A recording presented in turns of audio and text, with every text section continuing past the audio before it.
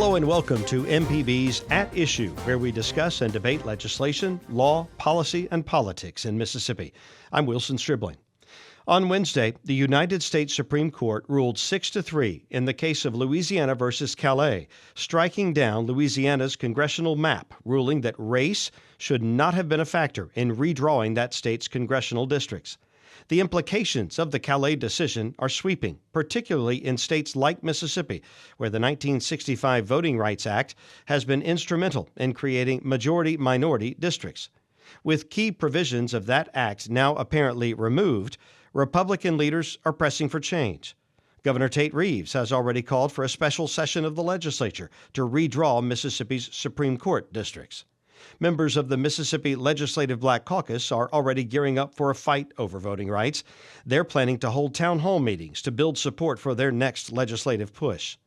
During a press briefing following the Supreme Court's decision, caucus chairman Representative Kabir Kareem of Lowndes County called the ruling a betrayal of history. It is a betrayal of history, a betrayal of sacrifice, and a direct assault on justice in this country.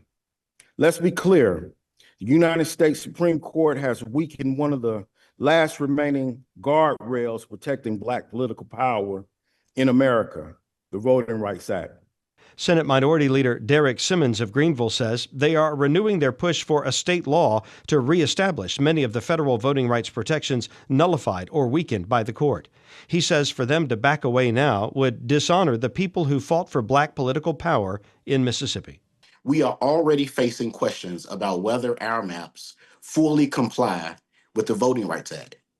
This ruling creates an environment where these protections are weaker and where efforts to dilute Black voting strength could move forward with fewer legal barriers. We remain vigilant in ensuring that any maps drawn in this state reflect the true population and do not silence communities of color. Mississippi Republican Party Chairman Mike Hurst praised the Supreme Court ruling. He says the decision limits what he sees as improper use of the Voting Rights Act to force race-based districts. Yeah, I think today's Supreme Court decision in Callais reaffirms that foundational principle that our Constitution condemns the use of race as a basis for government action. This is a monumental decision. It's a huge win for race-neutral government action that rightly protects and preserves Americans and Mississippians' right to vote. Other state officials, including Auditor Shad White, have called for Mississippi to redraw congressional districts so that Congressman Benny Thompson, the state's lone Democrat and only Black official in Congress, be removed from office. The governor's called a special session, which looks like it may happen in 3 weeks based on his call, and they will have the opportunity potentially to redraw these lines, and you could have 4 new congressional districts, and the 2nd congressional district, which has been drawn to protect Benny Thompson, might no longer exist in the way that it does right now. Now let's hear viewpoints from both sides of the aisle. We welcome Lucien Smith and Brandon Jones to our At Issue Roundtable. Lucien is an attorney, the former chief of staff to Governor Phil Bryant, and former chairman of the Mississippi Republican Party. Brandon is an attorney and a former Democratic member of the Mississippi House. Gentlemen, welcome to At Issue. Good to be here. Okay, the big Supreme Court ruling over in Louisiana. We know that it will likely have implications here in Mississippi. I'd like to hear your thoughts. Let me start with you, Brandon. Appalling, but not surprising. This is sort of the third leg of the takedown of the Voting Rights Act. I happened to be at the Supreme Court in February of 2013 whenever Shelby was argued. What that did was do away with pre-clearance, which was the standard that said that voting laws and other things that were passed by certain states that had a history of racial violence had to pass the Department of Justice. So that was changed. Mm-hmm. Then you had intervening Supreme Court case which said that, those laws affecting voting rights were no longer subject to, real close scrutiny. And now today you have Section 2, which has been taken away, which, has to do with redistricting. So essentially the crown jewel of the civil rights movement, the Voting Rights Act, which had been, authorized and reauthorized nearly unanimously by Republicans and Democrats over the years, has now been pretty well done away with. So, you're talking about the work of decades. You're talking about, the work of both in the streets and in the halls of Congress and throughout the country being nullified with the stroke of a pen. You have a pretty hyperactive political Supreme Court that's kind of shown their hand, and that's a tough place to find yourself in this particular climate. And so, I think it would be weird if I didn't come in here, or it'd be dishonest if I didn't come in and say that this is just a very difficult place for folks who feel the way that I do and who are concerned about what the ramifications of this will be. Lucian? Yeah, I mean, what they did was essentially overturn an old interpretation of the Voting Rights Act. The Voting Rights Act is still very much intact. The statute is. The question is, before you could show a violation of the Voting Rights Act and then be able to get relief in the courts by showing a racially disparate impact of the way districts were drawn. Now what the court is requiring is that you actually demonstrate a racial motivation behind the districts. You have to actually show that these districts were drawn and this is what the Voting Rights Act essentially says, that the districts were drawn for the purpose of diluting minority population. I think one of the reasons, and I don't doubt the sincerity of especially the Black Caucus and their response to it, but I'll say for a lot of Democrats, I think the concern is less about race and more about naked partisan political advantage. Because you can look at a number of states, especially in the Northeast, where Republicans may get 40% of the vote in a presidential election and they have 0 Republican congressmen, because the law does allow you to draw congressional lines on a partisan basis. You can look at the map and say, this is a way we can divide up this state that causes exclusively Democrats to be elected or exclusively Republicans to be elected. That's still legal. That is still legal, and the courts have said they will not police partisan gerrymandering. That's something for the elected representatives to do, and people, if they have issues with it, can address it with their elected representatives. And so what's happened is you've got a state like Mississippi. We could very easily draw 4 congressional districts in Mississippi that would be contiguous, they would be compact, they would be comprised of communities of interest, but they would elect exclusively Republicans. And the VRA and the way that it's been applied in a number of states like Mississippi have guaranteed that the Democrats are going to win a congressional district in that state that they wouldn't otherwise do. So you say the Voting Rights Act has been misapplied over all these years in places like Mississippi? I don't know if it's been misapplied, or if it would be better to say that a lot of the reason that the old Gingle standard needed to be in place are no longer there. I mean, there's no doubt that there was a time in America where in large parts of the country, maybe everywhere, an African American absolutely could not have been elected without the creation of a majority-minority district. I don't think that's true anymore, and you can see it in Mississippi. Just 2 examples, both in DeSoto County. The sheriff in DeSoto County, which is a majority white county, is an African-American Republican.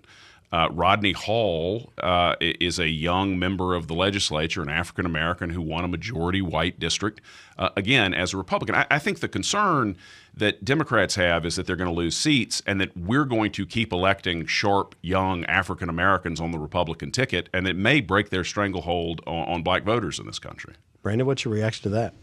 That's laughable and just not true. But I mean, I think I need to talk about, the history here in Congress. In 1980, the Supreme Court tried to raise an intent argument somewhat similar to what we're dealing with in Callais. And so in 1982, the Congress came back and said, no, you can never show intent. It's one of those things that's virtually impossible to show. So they hardline that in to the Voting Rights Act. That's important because when you think about what we know of conservative jurisprudence, when you think about Thomas, Scalia, Alito, Roberts, these folks who came up through the ranks of conservative party activism and now have taken a seat, one of the things they've always said is we're originalists. And what we mean by that is what the law said when it was enshrined is what the law says. And here you get a complete departure for that. Originalism, for whatever it ever meant, is dead. What Alito says is, we're colorblind. We've moved past this. Whatever racism existed in the past is now over. Racism is over. And so we don't need these constraints anymore. That's exactly what Congress actually wrote into the law to say, no, it's actually not where we are. As late as O'Connor, you had a reference to the fact that we're still not there yet. But now I think it's important. Justice Roberts started out in the Reagan DOJ, and his primary responsibility was to chip away at the Voting Rights Act. I mean, it's basically what he did. And so I think it's hard to tell the story of what happened here without talking about the political activism of these judges and how it's kind of been hardwired into the way they got here. And so as we take a look at a place like Mississippi, and we take a look at recent jurisprudence in Mississippi and a recent ruling by a conservative appointed judge in the Northern District of Mississippi as it relates to the Supreme Court, the notion that somehow our political structures have moved past diluting black vote and that that's no longer a serious concern is just not the case. So, yeah, I think it's just disingenuous. I think, you have Congress who has been as clear as they could possibly be on this whenever they dealt with it. Lucian said that the Section 2 is very much intact. I would just say it simply does. It's hard to imagine a successful claim under what is left.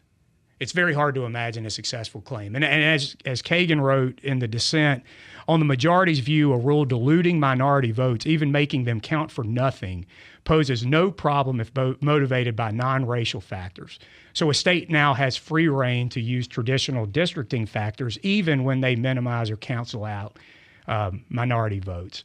When all that a state has to say is, yes, but there were non-racial factors involved in this, it's hard to dream up of what it looks like to bring a successful Section 2 claim. So, I think that was one of the more insidious things that Alito did in the order. He says, we're just tweaking things here. We're just kind of,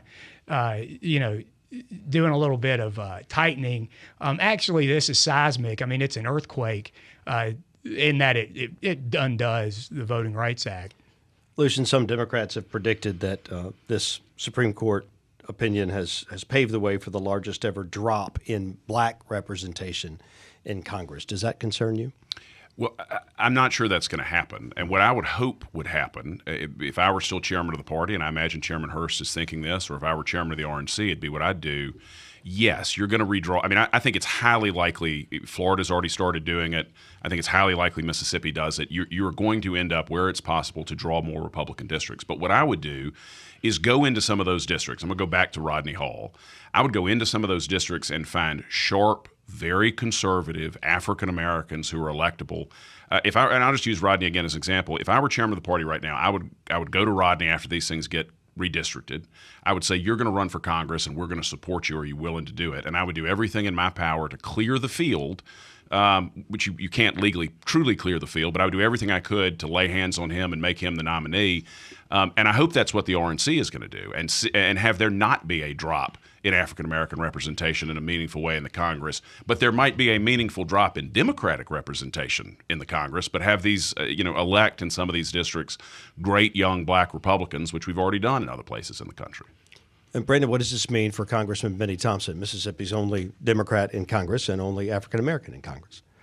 Well, prominent members of the state electorate, statewide officials and legislators have already made plain what Republican plans are, and I think there's going to be a significant effort to try to remove his seat.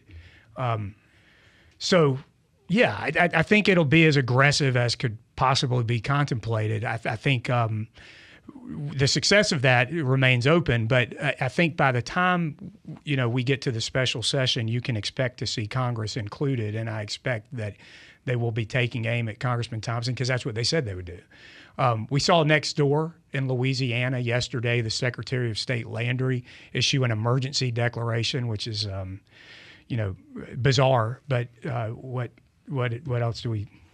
That's kind of where we are. It issues an emergency declaration that's followed shortly by an executive order by the governor there, basically saying we're stopping our closed primary congressional elections after they've already started early voting, so that they can kind of reconfigure. And you heard Lucian mention a moment ago, Florida's already started this. I mean, one thing that any person listening to this that feels any alliance with me on my dismay over this ruling and who would like to see how best we can, fight against it, you have to agree, and you have to marvel at Republican efficiency. I mean, look, whatever little technicality, i.e. statutory problems that might exist, constitutional issues that might exist, they're going to find a way to hit the gas. And so that is where we are. And I do think some of these governors, I've mentioned three, DeSantis, Landry, Reeves, represent a certain type of governor within the MAGA stratosphere who is playing for an audience of one. I mean, Republicans are on the ropes in terms of holding on to the United States House as it's currently comprised. Trying to deliver as many Republican seats to the White House is the name of the game in this moment. And so for their strategy, acting quickly, creating Republican districts is the name of the game. Deal with the consequences later. We can ask Mike Guest how he feels about a 30% or greater BVAP, but I mean, we'll see. Yeah, I mean, one thing I'd point out is partisan gerrymandering is not a great thing, but it is the norm in the country. The exception are areas that have been subject to creating these, whether you want to call them a VRA opportunity district or a majority-minority district. Connecticut has almost a 45% Republican Republican vote in presidential elections. They got 0 Republicans. Massachusetts has about a third of their voters vote Republican in presidential elections. They got 0 Republican congressmen. Virginia just redistricted to eliminate a bunch of Republican congressional seats because the Democrats are in charge. It is an exercise of naked political power to control the number of seats when people are in charge. There may be better systems to draw districts than what's going on now, but this really does just, on the political side, level the playing field for Republicans because Republicans can create 4 Republican districts in Mississippi, just like they did in Florida and like it sounds like Louisiana is going to do. So you're saying as long as Republicans are in the majority in terms of the electorate, as long as most Mississippians or a majority of Mississippians identify and vote as Republican, we will have nothing but Republican members of Congress. I think Mississippi will do what Massachusetts and Connecticut and Delaware and New Hampshire and Vermont and Hawaii have done and elect exclusively Republicans. And I think many other democratically controlled states draw districts for the express purpose of increasing Democratic representation, and that is what Republicans are going to do. Now, you can get into theories about what would be a better system nationally to avoid this, but the system we have now is that states draw congressional districts, and that increasingly, I say increasingly, I think people have acted for partisan advantage for most of the history of the republic. The party that is in charge is likely to draw districts in such a way that their party is more likely to be elected to Congress. And Brandon, wouldn't the Democrats be doing the same thing if they were in control? Well, I mean, Lucian makes a good point, and he's talked about several examples of places where we see, the map favoring Democrats and Democrats having drawn maps that have maximized their congressional votes. Those states he mentioned by and large are fairly small, so you're not talking about, a lot of seats there. But, there are other examples throughout the country that have different ways of redistricting. Each state has kind of adopted its own way. Some have panels. Some have third-party arbiters of the process. In California, which is overwhelmingly Democratic, they have 10 members of Congress that are Republicans. In Illinois, which is overwhelmingly Democratic, they have, other, I think like a handful of members out of the 17 seats. So there's no question in what he says. This is going to make us more polarized. There's no question about that. But it's not hypothetical to say we could do something about it. There have been bills before Congress very recently that would have prevented partisan gerrymandering, that would have made it a less partisan endeavor. It is partisan warfare. It has been utilized by both parties. What all of that does, though, is it really negates the thrust of the Civil Rights Act, which until very recently was pretty well bipartisan accepted history, that what we were trying to rectify was historical ills committed against black voters in the Confederate South who had been systematically written out of the system. who after the 14th and 15th Amendments were not given purchase to make selections that were reflective of their values, and that without some check, it would not happen. That without some type of over-the-top federal check, we just wouldn't have had these offices. So these seats would not exist if these states were left to their own devices. The only reason we have members of the Congressional Black Caucus from the Southeast is because of federal regulation, federal law, Voting Rights Act. So I think, yes, Lucian is correct. Redistricting is partisan warfare. It happens in various contexts. The Voting Rights Act was supposed to institute some standard for not drawing black people out of the politics of the South. Now, it is true that a lot of black voters identify as Democrats, an overwhelming majority,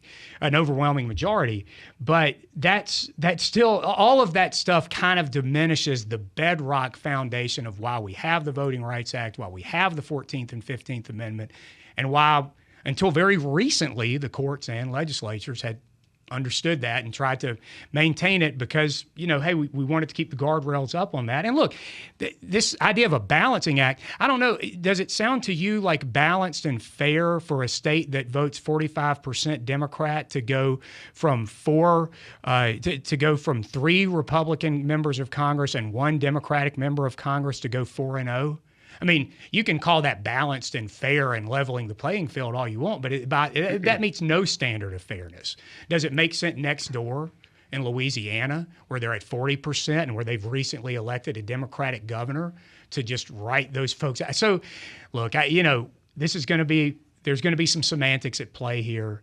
I guess for me, I don't want to lose sight of what was the point of the Voting Rights Act, what was the history behind it, and what was Congress doing until very recently to reauthorize it? Two things I would say to that. I think Brandon is absolutely right that the Voting Rights Act was at one point vital to ensure African-American elections, that African-Americans were elected in part of the political process. We now have African-Americans being elected all over the country in majority white districts, not yet in huge numbers, but the idea that without the Voting Rights Act, you're not going to have black participation in government, I just don't think bears out. But the other thing about it is when you look at these districts, I've seen maps. They're people have posted on social media of how you could achieve 4 Republican congressmen in Mississippi. They're not gerrymandered districts. I mean, the district in Louisiana that was struck down in Callais was like a lightning bolt that started in the northwestern part of the state and snaked down to the southeastern part of the state, catching every African-American box on the way. The current 2nd Congressional District starts up around Arkansas and Tennessee and now has to go almost all the way down to Louisiana to have enough people in it. You could draw a district that was northwest Mississippi. The people in Tunica have more in common with folks in Natchez or folks from DeSoto County, who they live right next door to. I mean, these would be districts that were not so much gerrymandered, but legitimate, compact, contiguous, full of communities of interest. They'd be legitimate districts in which Democrats could compete. Let's move on to the special session. They'd lose, I should say, to be clear, but they could compete. In the governor's call for a special session, he said it would happen 21 days after this Supreme Court decision. We now know that'll be on May 20th. So, Lucian, what do we expect to happen in this special session? His call was to address the state's Supreme Court districts, but with this ruling, do you think he'll expand it? I think there's a high likelihood that he'll expand it. I mean, Brandon referenced Judge Aycock's decision that said that under the Voting Rights Act, the state had to redistrict the Supreme Court districts. And in Mississippi, the Supreme Court districts are also the districts for the Public Service Commission and for the Mississippi Department of Transportation. There's been talk for years of making the Central District a more Republican district. It has frequently elected Democrats to the PSC and to the Transportation Commission. But Republicans have been hesitant to, for fear that if they made it a more Republican district, they would run into a Voting Rights Act problem. Callais completely changes that. So there is a high likelihood that you'll see that the Central District become more of a Republican-leaning district than it was before. And yes, I think it's very likely that the governor will add congressional districts to it.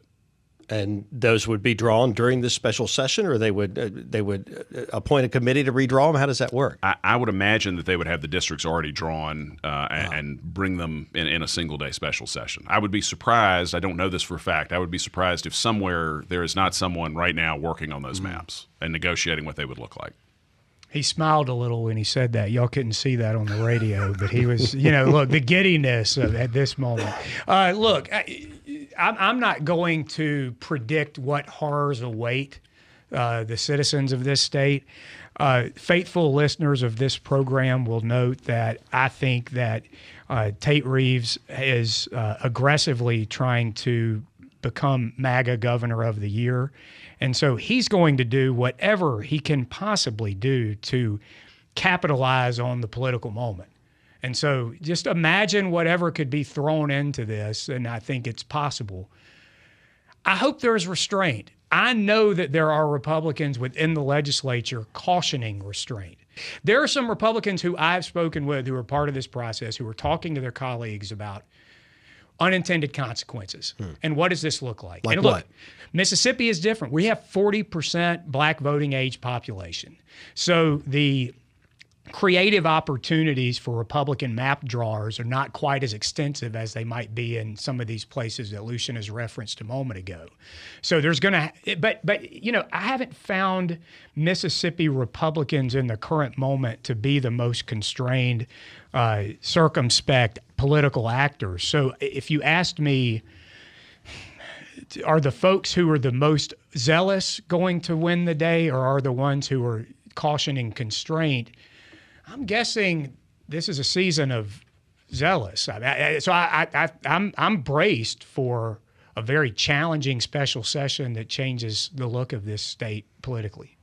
And I'll say, Brandon, there is an argument. I mean, clearly from naked political advantage, it'd be best for the Republicans to create 4 congressional districts that all elect Republicans. There is an argument, separate and apart from the racial issue, the Delta. It makes a lot of sense for the Delta to have a congressional district. It is a community of interest. There are a lot of similarities there, and so there certainly is an argument that you might not want to split it into separate districts. I do wonder a little bit. You'd said earlier about it being will be more polarized if this happens.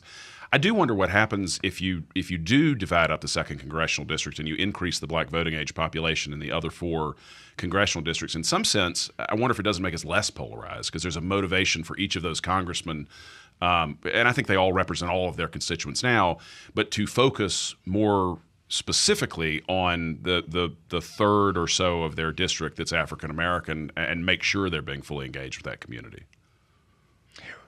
Last word, Brandon. Well, I mean, look, the good thing about having these conversations with Lucian is that he comes at it from a sincere, informed standpoint. And I would hope that would be the case. I would hope what you just described would be the case.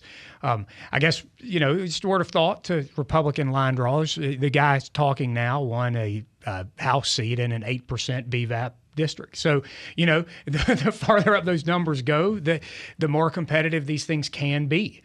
But yeah, I think it's a dark day, Wilson. It's a sad day. A lot of history undone in one moment, and it's going to take a long time to undo it. But I think there are people committed to trying to figure out what that looks like and figure out how to put one step in front of the other and aren't going away. Brandon, Lucian, thank you both, as always. This has been At Issue, a weekly in-depth look at legislation, law, policy, and politics in Mississippi. You can hear At Issue every Monday evening at 5 o'clock on MPB Think Radio. You can also subscribe to our At Issue podcast. At Issue is a production of Mississippi Public Broadcasting. I'm Wilson Stribling. From all of us here at MPB, thank you for listening.